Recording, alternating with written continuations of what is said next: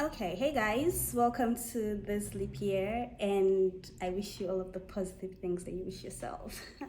So, we're going to be consistent this year from my lips to God's ears because God knows I've said that a lot. But new year, new me. How cliche is that? All right, so for my very first video this year, I'm going to be talking about can you guess? Can you guess? There are only two things I talk about a lot. Okay, maybe three things. If I'm not talking about feminism and political correctness, I'm talking about matters of the heart or mental health issues. It is one of those three.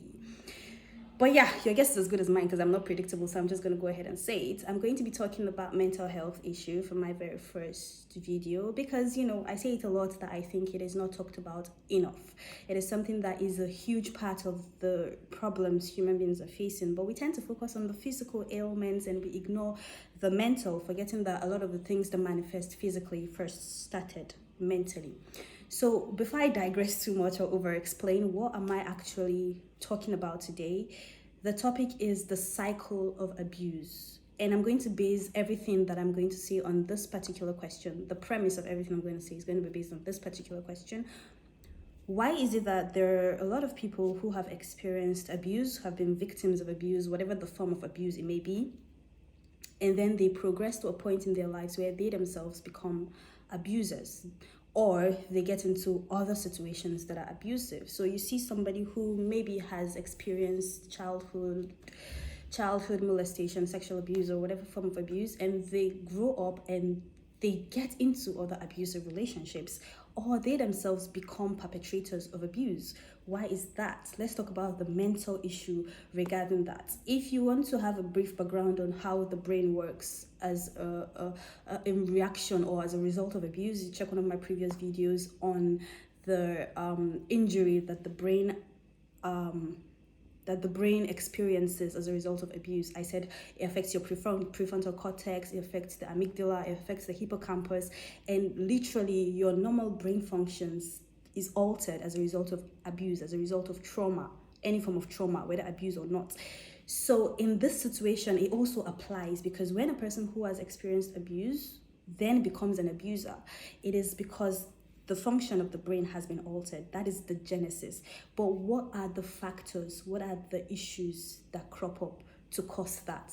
That is what we're going to be discussing. Number one, a person who has experienced abuse, whatever the form it may have happened in, might develop insecurity issues. Before I get into that, let me just drop a real quick disclaimer. I am not saying, because people misunderstand me a lot, that has been my lot in life, I am heavily misunderstood. I am not saying that everybody who has experienced abuse will become an abuser. No. I am also not saying that everybody who has experienced abuse will find themselves in subsequent abusive situations. No. I am furthermore not saying that anybody who has experienced abuse or anybody who is presently an abuser was abused. Some people had a very good life. They had no incidents of abuse whatsoever, but they are who they are. So it is not a mutually exclusive situation. It is not either or. It is not, it can happen. It happens a lot, but it does not mean that it happens to everybody. Disclaimer done? We're good? All right, let's proceed. So one of the reasons why this can happen, a person who has been abused, becoming an abuser or getting into an abusive relationship, is insecurity. That is one of the most common side effects of getting abused. A person becomes insecure. They begin to experience inferiority complex. They begin to experience a lot of some very reduced self-worth and feeling like they're not they're not deserving of respect or love, or their bar is very low, and that insecurity is a very high risk factor for them getting into subsequent abusive situations. Because if you believe that what you experience is what you deserve, you're going to naturally, unconsciously gravitate towards that same sort of situation. I was talking to a friend years back. I was blogging a lot then, and she read one of my blog posts about something related to rape and abuse and all of that, and she came crying to me, and she was like, for the longest she was abused by a family member. From when she was a child to her teen years, she was abused by a family member, and it has sort of shaped and formed her behavior to the point that even now in adulthood, she pictures any sexual advance towards her as a compliment. So if somebody wants to have any form of intimacy or sexual interaction with her, she considers it a compliment. What that translates to is her having multiple sexual partners and, a very, I don't want to use a judgmental word, a very open sexual life, shall we? Because she considers it a compliment. So it's always like, oh my God, yay. Which is a serious issue because number one, it's not healthy. Number two, it's not good for your mental health. I've made a video on abstinence and the effects of all of that. And so you see that is what stems out of abuse. For her, that was the reaction she got. She felt like that was what she deserved. She felt like that was a love language, and that was how she continued in her relationships. That was what she tagged as love, which was very shallow and very demeaning. And she was crying because deep down in her soul, she registered all of that as a problem. Again, I have a video on that. That you don't register an abuse in the moment does not mean that your soul does not register it. So let us not digress too much. Insecurity. You feel worthless, or you don't feel worthy of the proper kind of love, or you don't feel worthy of anything higher than what you've experienced, so you continue to gravitate towards that. And usually insecurity is people who then gravitate into abusive relationships. They don't really become the abusers in most cases. They could also become the abusers, because insecurity could also lead to other things like anger, like jealousy, like envy, where you feel like you look at people and you think they have it better than you, and so you're angry and you want to pour out that anger on them, and then you can become an abuser. That happens. But usually they get into abusive situations where they are the sub and the other person is dominant. Another thing is the grandiose effect. So, delusions of grandeur, that narcissistic trait where you think you're better than everybody. That can happen after an abuse. You've been abused, you've gone through something very demeaning, very disrespectful, very, very heart-wrenching, very, very troubling. And what you take from that is, how can they do this to me? I mean, a whole me.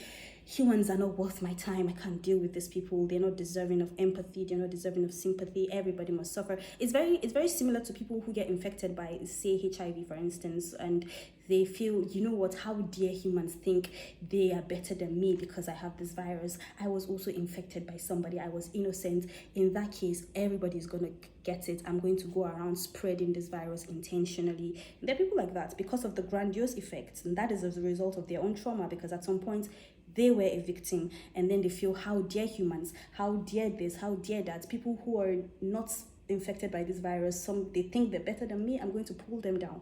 And that effect leads to abuse, and where they try to spread the virus just so everybody is brought down to their level. The same can happen with abuse, any form of it, where somebody has experienced abuse and then feels, everybody who hasn't experienced abuse must experience it because nobody is better than me.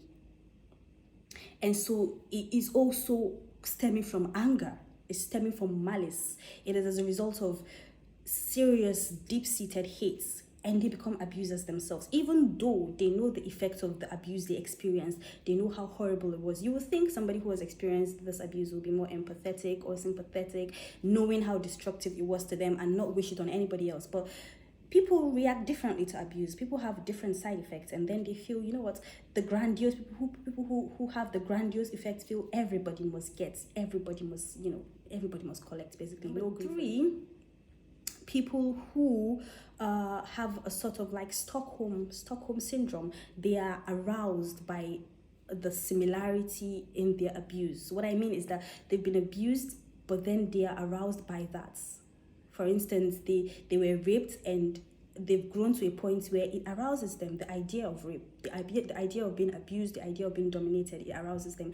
And so they gravitate towards people who would give them that sort of, they gravitate towards violent people, gravitate towards dominating, controlling people. They gravitate towards such situations. And some of them even have a rape kink where that gets them off, where somebody binds them and, uses force, and that gets them off because they have sort of like a Stockholm syndrome where they've developed some sort of endearing feelings or love or whatever towards their abuser and the notion of the abuse, and they then like it. So you see people who like to watch pornographic videos that are abusive, and they gravitate towards that in their own relationships. So it's a double-edged sword. They will gravitate towards that because they want to continually be a victim. In their own subconscious, they feel like it's a sort of getting back their power. The first time it happened to them, they were not in control, they had no power over it, it was devastating for them. So now they're consciously allowing it to happen as a sort of way to get back their power. Like, I'm conscious now, I'm taking control, so it's not as bad as it was. I'm trying to relieve the experience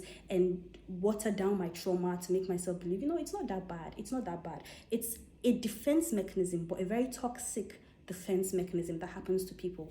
And they themselves can then become abusers as well, because if they get into a relationship and somebody is not giving them that controlling, domineering, abusive traits that they need, they themselves might ignite it to sort of get a reaction, and they also could become abusive. So those are the issues. So that being said, why does this happen? You ask yourself, why is it that people who have gone through abuse then have all of these varying issues? Why does it happen?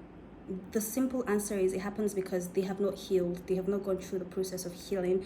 They didn't have the resources or the people around. They didn't speak up. Most people who have been abused don't even speak up, and they try to navigate it themselves. And this is the result of that. So you need to first speak up. You need to first be cognizant. You need to first be cognizant of the abuse and understand that this is wrong. This happened to me and it is wrong. And then seek help. Find somebody professional, whatever way. It could be spiritual guidance that helps you to deal with it in a positive way, then helps you to realize some of the toxic traits that you're using as a defense mechanism, because we all have defense mechanisms and some of them are not healthy.